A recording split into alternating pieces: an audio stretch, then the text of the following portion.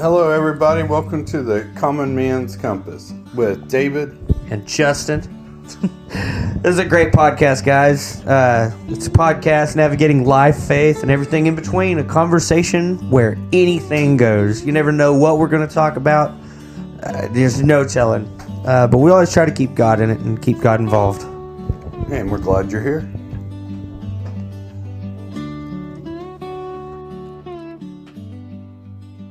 Hello, everyone. How's everyone doing? We are here today with my brother-in-law, Zak Webb. What's going on?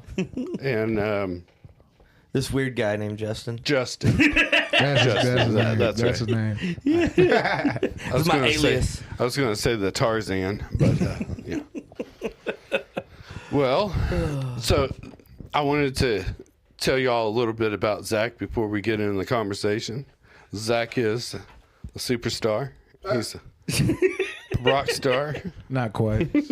He's pretty close. Working on it. Superstar. Working on it. He has a band. He's awesome. He travels coast to coast. Close to it. Halfway. Yeah, we're getting there. We're getting there. But yeah, he does all kinds of music. Great music.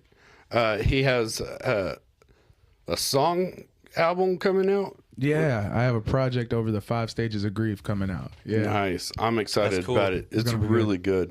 Yeah, I want to talk about that here a little bit because I know it's a passion project for you, but for sure I loved it, every bit of it. Thank you. I'm excited about that too. I didn't even know that was coming. Oh yeah, yeah. Oh, it'll make you cry. It's great. There's a lot to unwrap, man. Well, speaking of unwrap yourself. Tell us a little bit about yourself, man. What is and who is Zak, and where did he start? Man, my name is Zak Webb. I'm a full-time musician. I've been doing music full-time for almost 8 years now. I'm originally from Brownwood, Texas. I've been a lot of cool places. I think the furthest that I've been, I did some shows in the Philippines in Bacolod, 2016, and then my career started. Probably, I want to say 2018 is when I quit my jobs. I had 4 jobs, and I quit those jobs and focused on the music and haven't had to turn back since. Even worked through COVID. Nice. And so, there you go. But it's been great, man. I got me a good 5-piece band right now. It's me and myself. I got my cousin Jeremy Richard.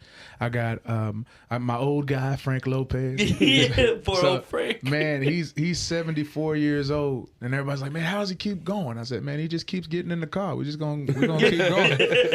And so then I got Jake Sanchez, and I have Simon Barjona. They come and they're those are the 2 new guys that I'm really enjoying playing with. And then I have Carson Lehman. He's my road manager. He comes with us all the time.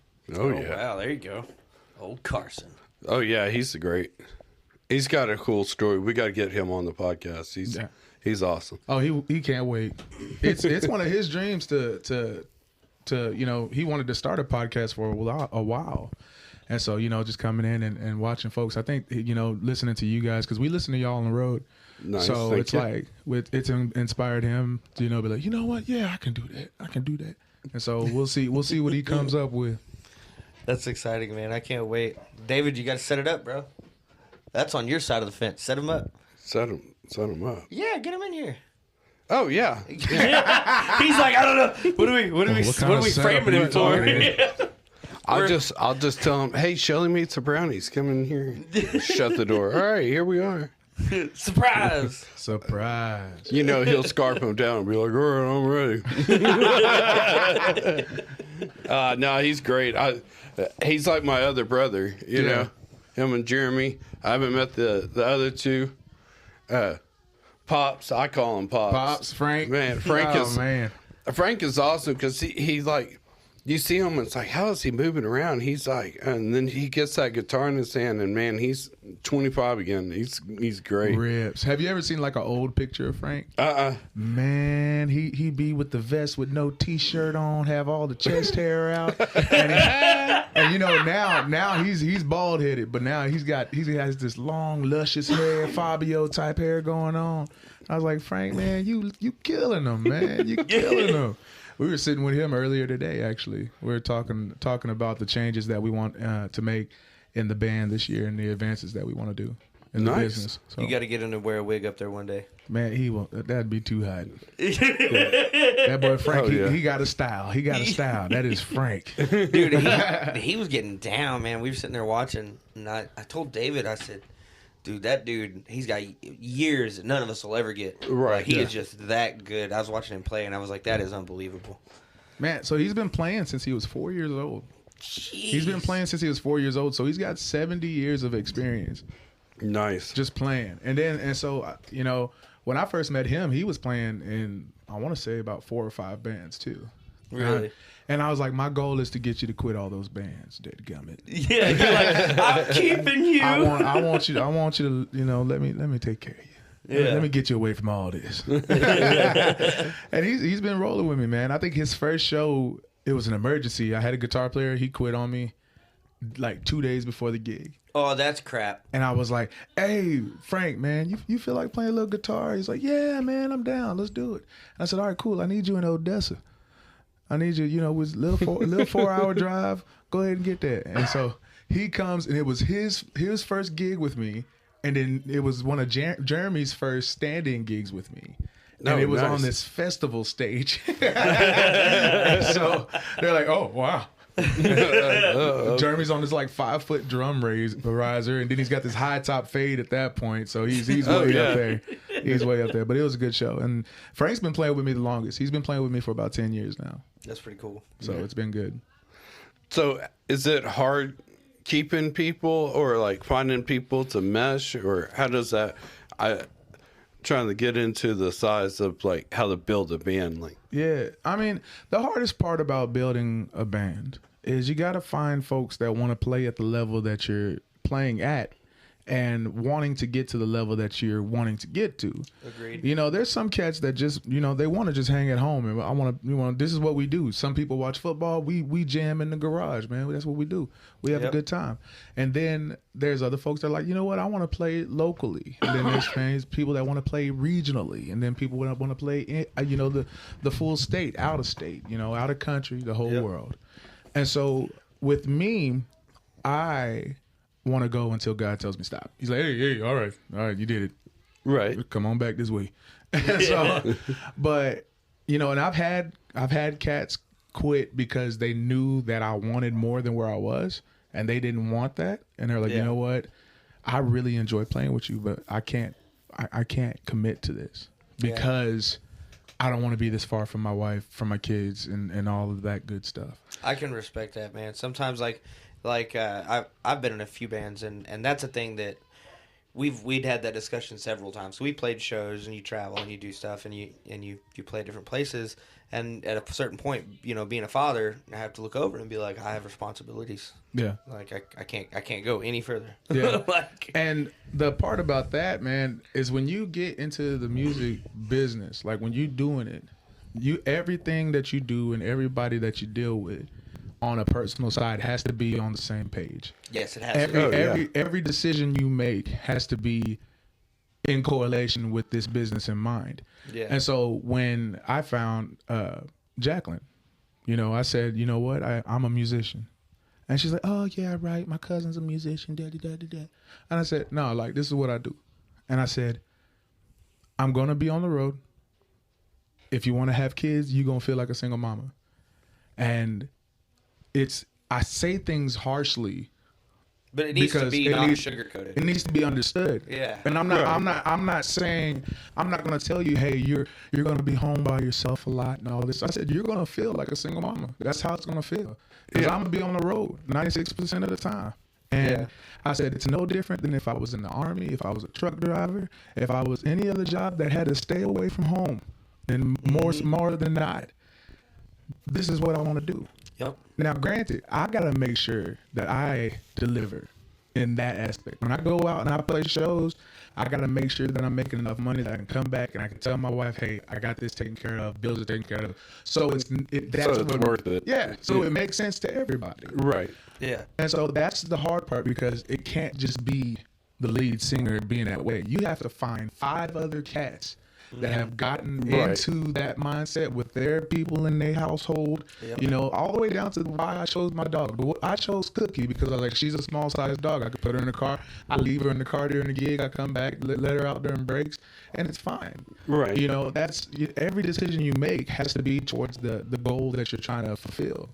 And so I bet it gets hard sometimes because it's like, man, I really like this guy, but he's not headed the level that we're wanting. Like he's falling behind, or as I said, the biggest thing I've run into is when you run into people and they just don't pass. They're great musicians, they aspire for greatness, but they just don't pass the vibe check. You know what I mean? And so like you'll have, and everybody's clashing with that one person, and that makes it difficult sometimes. You ever run into that? Yeah, I've had some cats where they just don't sit. They don't sit right with what we're putting out. Right. And so sometimes I could bypass it. Sometimes I'm like, all right, cool. They'll grow out of it. Yeah. Right. And sometimes they do. Like sometimes it's like, you know what? You judge how they play. If they play well enough to say, hey, let's see how it goes, then let's see how it goes. Yeah. But there's certain folks I'm like, man, you don't play good enough to also get on everybody's nerves. Right. Yeah. You know, you Right. and I mean, now granted, I haven't had anybody that I'm like, you know, this is just terrible. Oh yeah. Now I've had folks that I'm like, okay, yeah, you just need more practice to play where we're playing and do what we're doing. And I'm like, I can't use you at this moment, because it's not necessarily because like, oh, you ain't good enough for me, but it's like I have a reputation. You know, I have people who depend on me to take the sorrows away for the day. Well, and these people have to realize too. I mean, I'm sure you'd end up saying it anyways, but they're representing you. And so when you're part of a band, if it's a pretty popular band and everybody's face is known, they're representing him, whether they're out in public, whether they're playing in shows, whether they're social media. So if they're a great player and they get on social media and they start saying some terrible stuff, I'm sure you're like, hey man, slow it down, represent me. But you know, and like, I've always kept that. Like, I've never been in a band, but I've kept something similar to that. Like, you saw my check, so I'm not gonna degrade my boss. So I'm not gonna talk about it. That right there. That's what I'm getting at. Like where I work at, they told me when I first started, like, you can't wear your uniform into the bar. Right. I'm like, who the hell would wear their uniform to a bar? Because, you know, it's like I work for a city, and here I am representing the city getting smashed. Like, I'm going to get smashed, and I don't want anyone to know me. Right. Not that I get smashed anymore. But, you know, it's just everything you do, then your name's all over that stage, and at the end of the day, it's your name. Yeah. You know. And then it's the hardest one. It's not even when the musicians have a bad vibe. But like I said, the whole family is involved. Oh, and so like when a musician's significant other or their kids or something like that, if it's not what you do outside of the things, I don't care. But like if you come to a show, you're representing your man, your girl, your dad, whoever is in the band, you need to do that well. Understand that. Just like when I used to go to work with my mom when she worked at the state school. And they're like, hey, don't go into state school acting up, jumping on furniture and whatnot. You're making your mama look bad, like she don't take care of you. and I was like, and people look at me weird when I say, hey, I need you to, hey, make sure you're wearing this, make sure you're wearing that. Let's not wear anything that could be misconstrued as disrespectful. Right. You know? And so they feel offended shortly. But then I'll explain. I was like, man, I get on my wife for not wearing a jacket when it's cold outside. And she's like, well, it's not cold to me. I said, look, lady, you going to make it look like I'm broke out here, like I'm not taking care of my damn wife. Yeah. I said, you know, I want them to know that I love my wife and I want her to be protected. I want people to know that you as a band member are valued by the name that you are being represented by and represented for. I'm representing you just like you're representing me. So something that I've had to deal with in the past is a bandmate getting like, and it was a problem. The gentleman had a problem, but getting way too intoxicated, getting up there and getting slobber knocker drunk, and then trying to play the show. Y'all ever have a problem with that before? Or? So little that I've nipped it in the bud quickly. That's good. I think I'm trying to think because it's been like an understood thing now with my guys for the last 6 Right, years, yeah. 7 That's years. good. That's So good. like, because when they come in, I'm like, hey man, you come in, get your 1 or 2 drinks, that's fine. If you want, hey, let's take a shot in the beginning. But I said, and I told everybody when they come in, I said, if somebody in the crowd doesn't buy you a drink, Yeah, you don't deserve a drink. You're not playing good enough. I agree with that. So I'm like, I'll get you first one so we can play well, so we can enjoy this little time. Let's do this. No drink. I'd rather not have drinks on stage, beer wise. Right. One because I keep kicking them over because I dance too much. And so one day we were playing and one of my band members put a beer on the floor. Yeah. And he thought it was out the way, and I get it. Like, there's this stuff all around. And it's like, what, Zach is not going to step right here. Yeah. But That's exactly what he's doing. I punted that thing right into Frank. It hit him all over his body, man. And so, but yeah, no, it's when people get too sloppy. Usually, what I do is I let them. We finish the show, and Right. and I don't even hand out warnings that much anymore. I don't blame Like, you. I'm like, you can't risk it. I'm just like, what, I can't call you. Boom, I can't call you again. Right. And Yeah. I had some, I got to the point to where I wrote contracts. And I said, this isn't even a contract for you to play with me. This is a contract that if you are going to play with me, this is how we do. Nice. Yeah. This is how we act. That's cool. And so that had the dress code. That had the, hey, I don't care what you do. You can do meth. You can do whatever you want to. But when you with me, nobody should know you do those things. Right. Don't come here smelling like it, looking like it, walking like it, none of that. Yeah. Yeah. And that way, people don't feel like I'm trying to change them. But also it shows you, I plan on being on the road. Yeah, we're taking this serious. Like, this is hey, we'll see how it goes. Yeah. Like, no, we have a direction.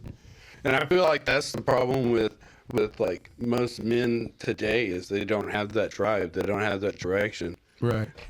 So it's awesome that you have that. That's like, we're headed north, and like, if you want to be on the bus, you're going north. Yeah. If you want to go sideways, you want to go sightseeing, that's cool. I'll drop you off. But we're headed this way. Yeah. Yeah. That's awesome that you have that. Yeah, and I am glad to hear you have it. You have a good handle on that, man. It's sad to see a lot of musicians and a lot of bands end up that way. I've got my cousin. He's in another band. He's always going to be in bands, and I have heard some stories from some of the stuff they've seen from other bands that go up, where they'll go up there and they'll be playing the show, and instead of sitting there and be like, okay, well, we'll have a couple of beers and we'll play our show and it'll be fine, and you look over and they're, the band that's on before you is just, they can't stand, they can barely play their instrument. Right. It's like, what are you doing, bro?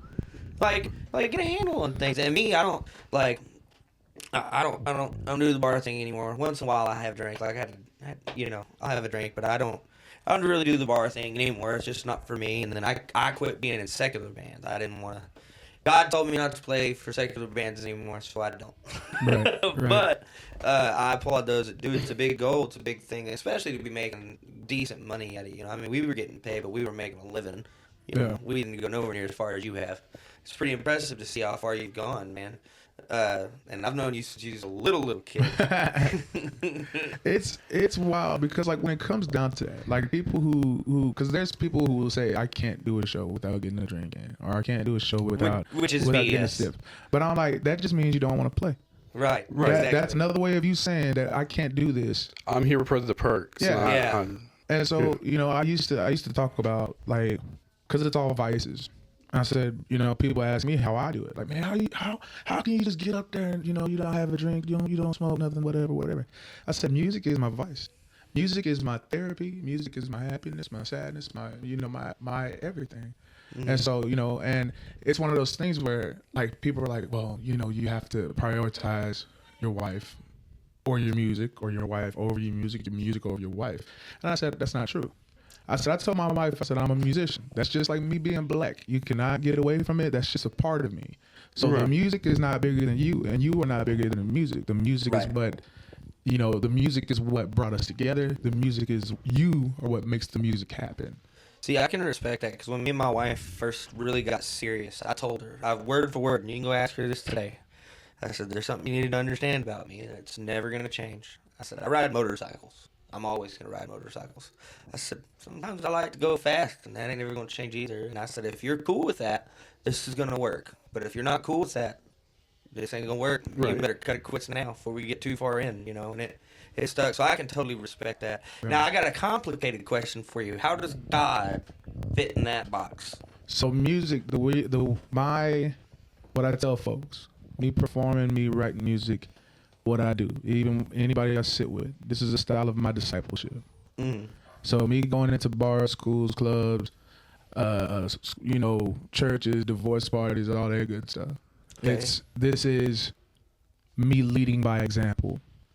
And so you have so many people telling you, do this, do that, don't do this, don't do that. Okay. There's not a lot of people who just show example. Right. Show the love of God to these people, because there was always something about me when people, and that's what they say, man. There's something about you.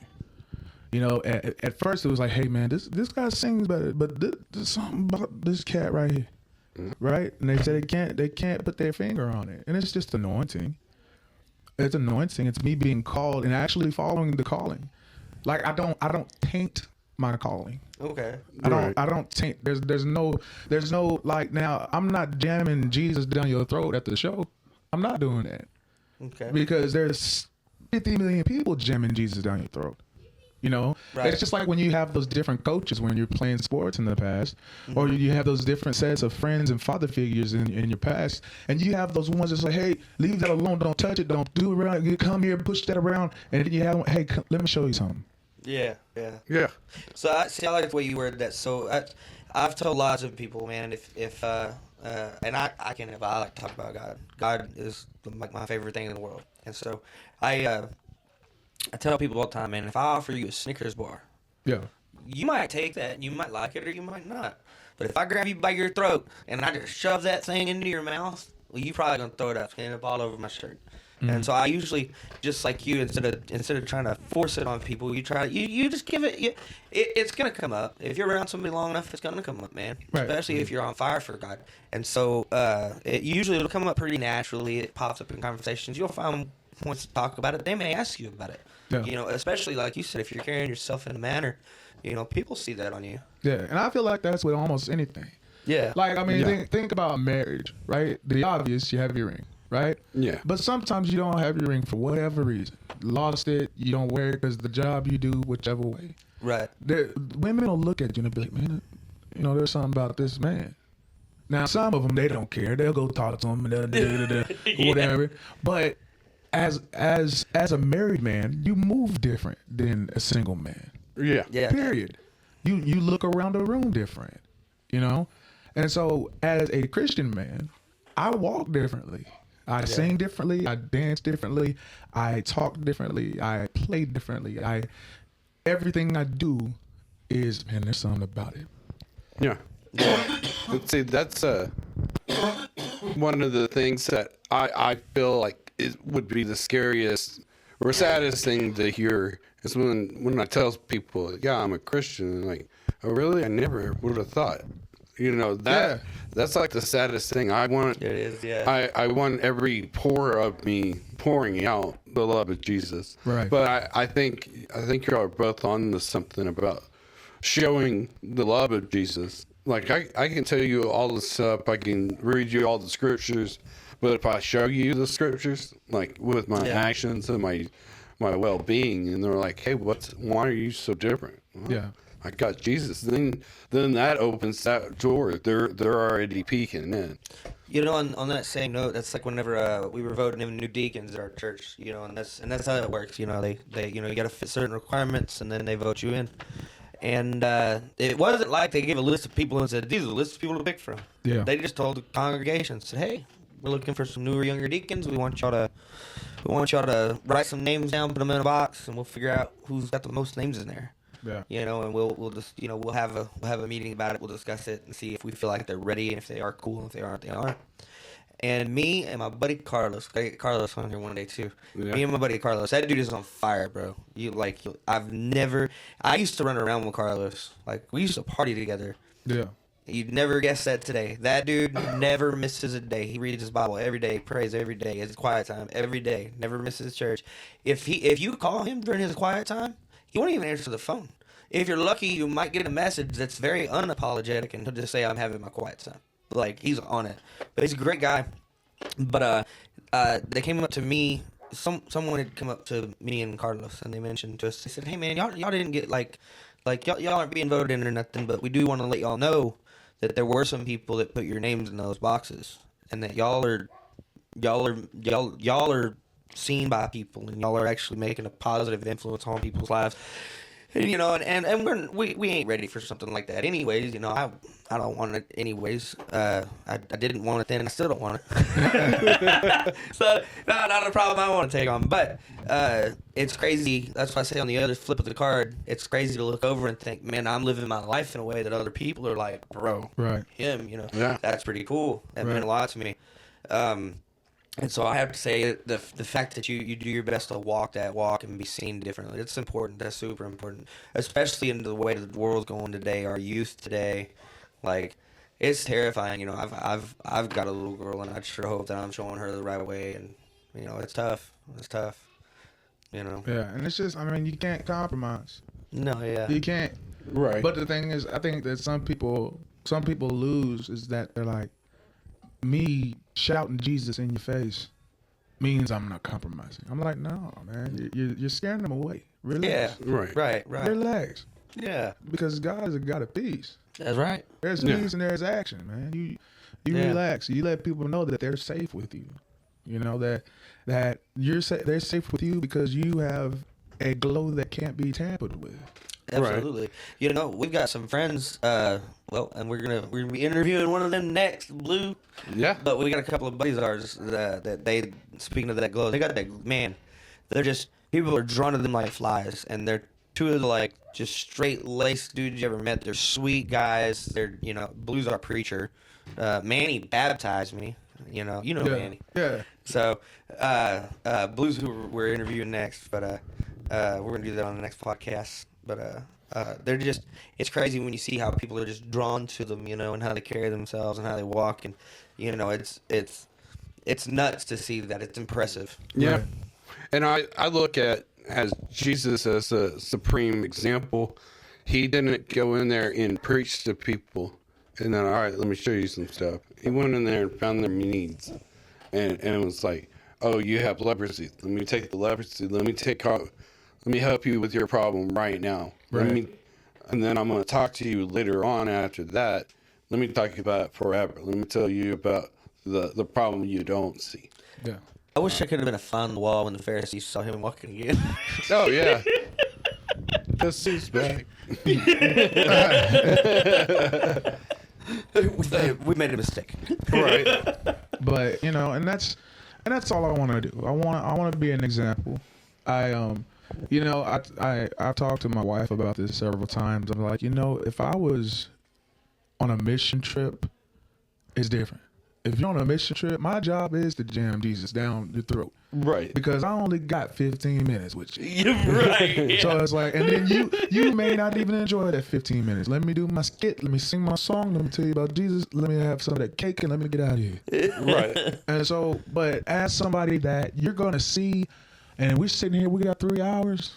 If I only got 1 minute with you now, you know, let me love on you, because you may not have gotten the love that you needed in your life, and that's to me, that's more important than quoting scripture. Right.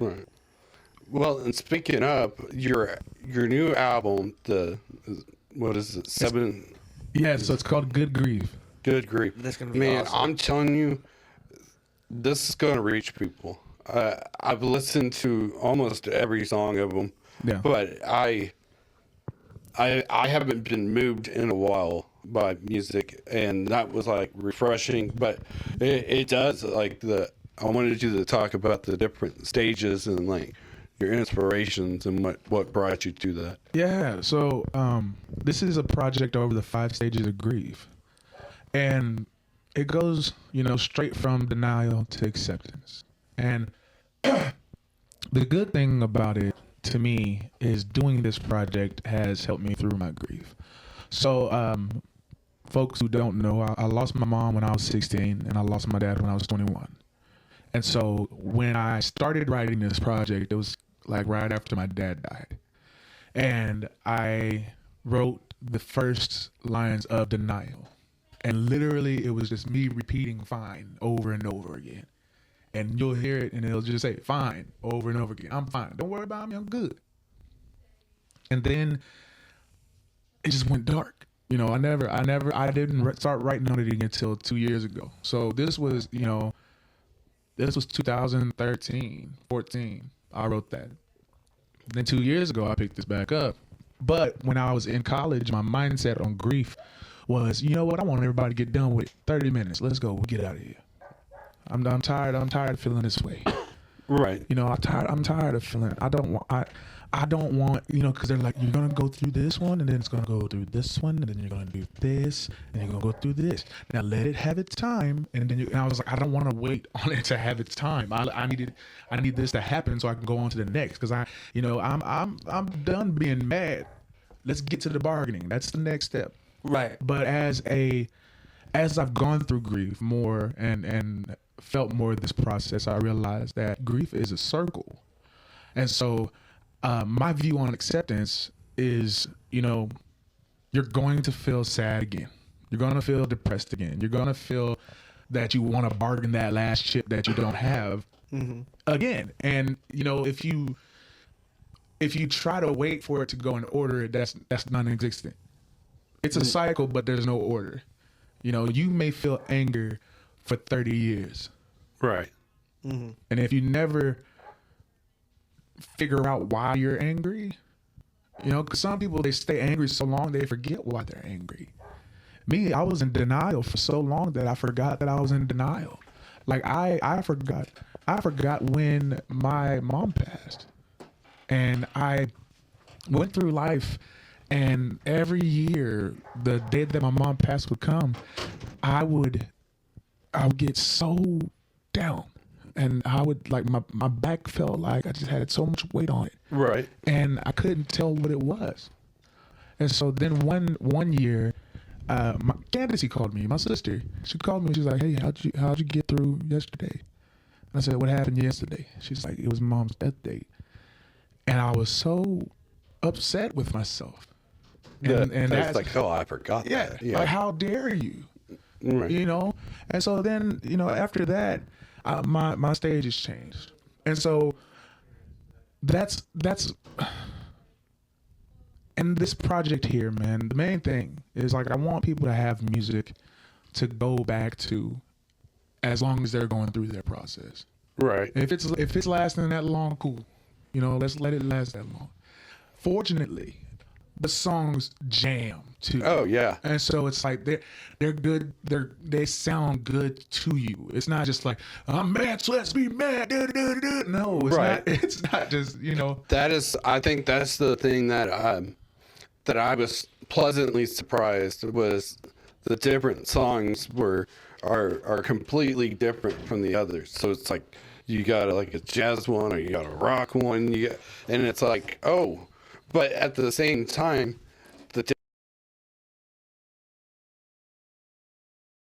Yeah. I've gone through grief a couple of times, and you forget about it. But I feel like the more you're on that merry-go-round, when it comes back to anger, it's like the other day, I haven't been like genuinely angry in a long time, and I was like, why am I feeling this? And it's like, oh, this is anger. Like, it was a whole new concept. Like, oh yeah, this is anger, you know. And it's like, I know what to do with it. I know how to process it. Yeah. So I can get off that merry-go-round faster now, because it's like, okay, I know where I'm at. Right. I know where I'm going. I know what's the next door. See, I feel as men that's a natural thing for us to do. As we go, like that's part of our thing is we're gonna get depressed, and then we're gonna get mad about it. Yeah. You know, because we're men. How else do you deal with it? Yeah. You know. And it's such a every process of the grief process is almost irritating. Yeah. And that's why you get angry. It's because, like, why am I sad? Come on now. Get yourself Yeah. together. I got How business dare to you take be care of. depressed? Yeah, Like, God. right. And then you're like, well, dadgummit, now I'm mad. No reason. Throwing stuff, breaking stuff. Yeah. And then it's like when you start the bargaining stage, it's like literally you'll give anything. You'll give anything up. And so, like, my song for bargaining is called In Your Chest. Oh, that's dope. And I it like says- that. That's gonna be cool. It made me cry. Yeah. Really? Like, I that's gotta show exciting. y'all when I get done. Yeah, you'll have to. But yeah, it says I'll give you this, I'll give you that, I'll give you anything. As a matter of fact, take my home. I'll take a loan. Give you everything just to be alone. You know, Right. or not to be alone. I end up alone. And it's like you go through this process of giving everything away. Everything. yeah. And then you give things that you didn't even own.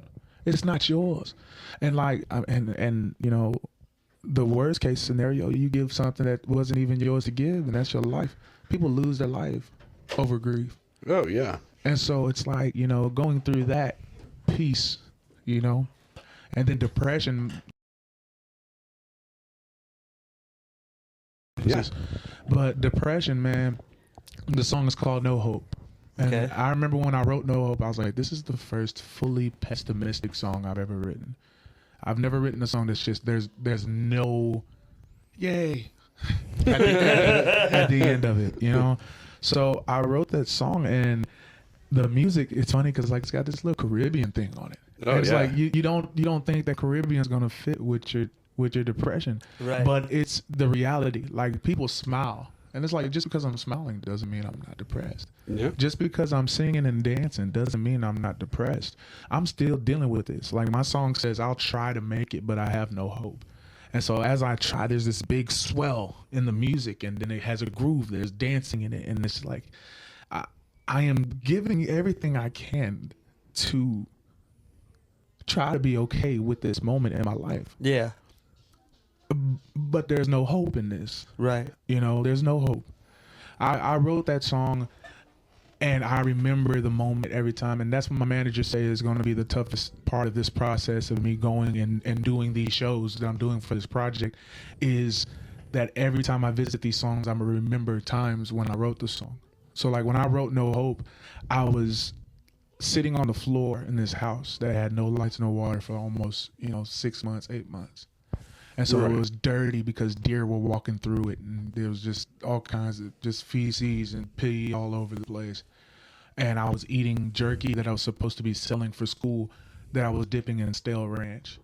Right. And so I see that. And that was my point to where I was like, I have no reason to be here no more. I said, my sister is taken care of. She'll never know. My mom's gone. My dad's gone. I gave up on school. There's nothing else for me to do. There's no Right. reason for me to be here. And it's it's a scary thing to think of now. Oh, yeah. Because it's like, man, I've done so much in that time period. So, but I've this project, and then going into acceptance. And like I said, the song for acceptance is called Because You're Gone, I'm Here. And so the song is very a matter of fact. It's like, because you're gone, I'm here. Like I'm, and so it's like, well, all right, that person's gone. They're never coming back. And so we just have to be like, oh, well, that's just how it is. That's the exception. We accepted it. But it says, at the end of it, it says, because you're gone, I never get to hold your hand and make new plans. I'm here to expand your legacy and the wisdom that you taught me. Because you're gone, I have to deal with the pain over and over again. But it says, I'm here. I'm not going to lie. I'm going to cry. And all this is because you're gone. But I'm here. Like, I'm okay. Right. It's not that I'm accepting that you're gone, but I'm okay. Like, when people pass away, the pain is all held by the people who are left behind. Right. And so that's why it's like, okay,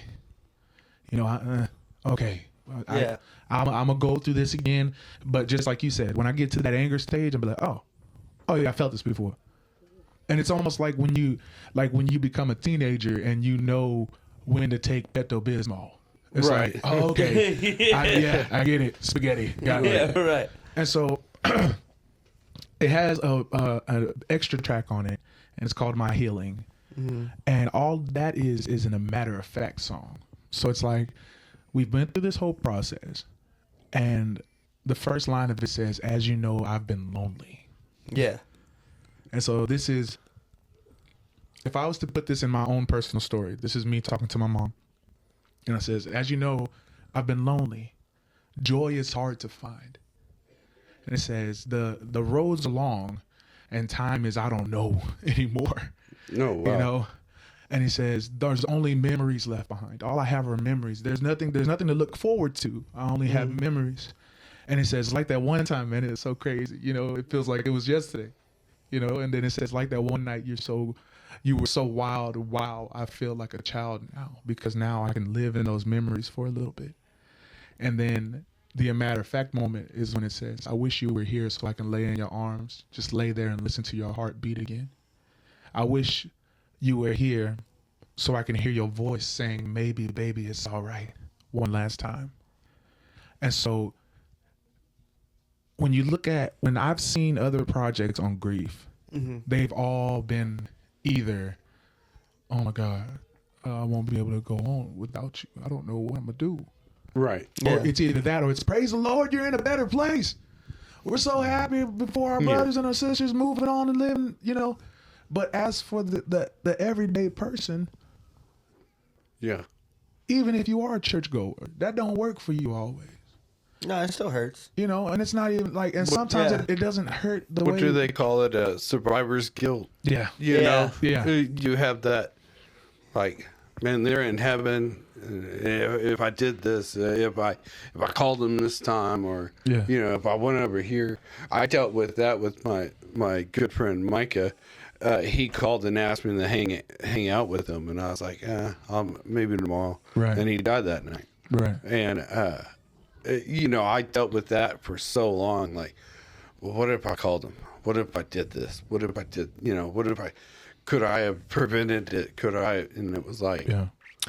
There's a song by Joyner Lucas, and I don't normally listen to Joyner Lucas, but there's one song of his that I really like, and it's called "I'm Sorry," and it touches based on some stuff like that. yeah, Yeah, it's pretty gnarly. He's singing, and he made a whole video about it, and he's singing about his friend that killed himself, and I don't know if it's a true story or not, but that's the way it's portrayed. Right. And he's singing about his friend that killed himself, and he was like, you know, I wish I could have been there, you know, and he goes through the whole thing, you know, and they even read the note he left, and he's like, "You say you were depressed back then. No, you were not. You weren't. You didn't act it, you know," and it's pretty emotional, you know? Yeah. And death hurts for everybody. I mean, even as a Christian, you know, I mean, if you don't really know somebody's walk with God, but you can kind of tell, you know. And so if you know, man, that person got into heaven, it doesn't change the fact that it still hurts. You know, Right. You're still sad that person is out of your life, you know, for however long. Yeah. And then the thing is too that people don't think about is that grief goes in more ways than just death. Right. So yeah. even things that are supposed to be graduations Yeah. is grief, or like not supposed to be graduation, but it's supposed to be a celebration. So like when you graduate high school, and you have to leave your favorite teacher. yeah. When people say Right. kids don't understand. I was when petrified when I graduated because it was like I know what adulthood is, and I don't want it. Yeah. I don't. I want to be a child. I want to be that kid on a bicycle. Yeah. I don't want to go get a job. I don't want to, you know. So yeah, Yeah. I get that with grief. Like it's weird. And the thing that was wild is like I've shared some of my songs with some people just on the road, and one thing somebody said, and it stuck with me because it made the most sense, is she's like, "You're not grieving the person, you're grieving the things that you don't get to do with Right. that person, the future that you don't get to have." Yeah. Just even that next conversation, that next handshake, that next hug. Yep. And that's things that you'll never have again. Like, and in my song for anger, which my song for anger is called "Not a Good Time," and it touches base, or the whole song is basically about when people try to relate to your grief. Yeah. And so it says, well, it's not a good time, and I don't care what you're going through. Like, I'm having a problem. You can't relate to what my problem is right now. Yeah. But the last verse of it says, I'm just a nobody with a heart filled up with pain. left with regrets of a love that I'll never feel again. You know, I feel like burning everything down that's in my way, in my head. You know, car chase, whatever. Yeah. You know, this is insane. You know, Right. my heart's beating out my chest. I've never felt this way before. What do I do? And it says that, it's not a good day. I just don't understand why they had to take you away. I just needed one more second. Why couldn't you stay? I admit it. I'm not okay. And that's the struggle when people finally realize to themselves that they're not doing all right. I'm not good. Right. I'm not good. And people expect you to say you're okay. And if you say you're good, they want to help you, but they can't. Yeah. You And can't. when you say, I'm actually sinking pretty bad, they're like, oh crap, what do I do now? Yeah. You know, and that stuns them when you're actually honest and like, well, I'll pray for you. Yeah. Or the famous thing, I know exactly what you're going through. The problem is you can't compare one person's problem to another person's like that. That's not how that works. You can't compare griefs. You can't compare past. You can't. That's just not comparable. You don't know how they're handling it. Just because, okay, your dad died and now their dad died, so you're like, oh, I lost my dad too. Well, you may handle that differently than that person. That person may be able to take that. Right. You know, or you may have been able to take it better than they have. Yeah. You know, you don't know. Well, it's like we were talking the other night that my sister and I, we grew up in the same household, but we lived two different worlds, two different lifestyles. Yeah. You know, just as, but I have mad respect that you actually put your heart out there, like served it on a platter and like, all right, here you go. I'll help you enjoy. I mean, that's it. It takes some cojones to get that out and to put that out. And I think it's awesome because it shows examples. And I know that we're telling people, I relate to your pain, but someone can relate to your pain through the music. Yeah. And it's like, what's this? You know, and they're like, Yeah. oh, wow, that's exactly how I felt yesterday. And I'm feeling a little bit. I'm feeling that anger. I'm feeling that part of that song. Yeah. You know, and it's awesome that they have like a reference to it. Right. It's super cool. I think it's a difference in understanding and knowing. Yeah. Right? People say I know what you went through, and that you can't know what I'm going through. You Right. can only understand. Yeah. And it's like you can imagine, but you can understand. You know, so like I feel like this project shows just an understanding of like just it can feel that way. And it's okay to feel that way for as long as you want to feel that way. And I don't care how big and bad you are. I don't care how small and petite you are. I don't care how young you are, how old you are, how many people you've lost. If this is your first person that you lost, let me tell you a story of my struggles. And if you can relate to it, Yeah. I'm glad. Thank you. Because, you know, and somebody asked me if I was only doing this because of money. And I said, no, man, like this is the first project that I've had backing for. And I'm like, you know, I got to pay that person back before I can do anything, you know? Yeah. And I was like, you know what? I'm doing this because there's people like me who were stuck, not knowing what to do, Yeah. not knowing what to do, had nothing to relate to. And the concert idea that I have for this video or for this project is, you know, I want to do giant therapy sessions, kind of. I want to have where people can come out and it's like, it doesn't matter if you're mad because everybody's mad now. It doesn't matter if you're Right, crying. yeah. It doesn't matter if you're crying because everybody's crying now. Yeah. It doesn't matter if if you're having reflections, everybody's having reflections right now. And they're all gonna know before you get there. Hey, we're gonna be digging today, Yeah. so y'all better be ready. But I want to get the pastors, bartenders, city council, the school counselors, everybody that would be a essential person listening to anybody. And I say these are people that are willing to listen to you whine, scream, cuss, whatever you gotta do to get through this time. Yeah. And people need to understand you don't just have to go to the school counselor. You don't just have to go to the pastor. You can go to the bar. If you got to go to the bar to get through it, go to the bar to get through it. Don't make it a thing where you get overindulged and you mess up something that you had going right. But if you got to get through it, and let's go. Let's go. Let's have you. When you have those ears available to you, it shouldn't be biased. And what's cool about that concert concept is you can be like, look around. You are clearly not alone. Yeah. You're clearly not alone. All these people, every one of us is messed up. We're here, you know. Yeah. Well, speaking of not alone, Zach, since you're the guest, it is that time. Would you like to pray us out, bro? Yes, sir. Lord, I want to thank you for bringing us here today. I want to thank you for the great conversation, great friendship, great thoughts, great words. Lord, I ask that anybody listening get what they need from what they hear today, tomorrow, yesterday. I thank you for everything that you do and everything that you are going to do. In Jesus' name I pray. Amen. Amen. Amen.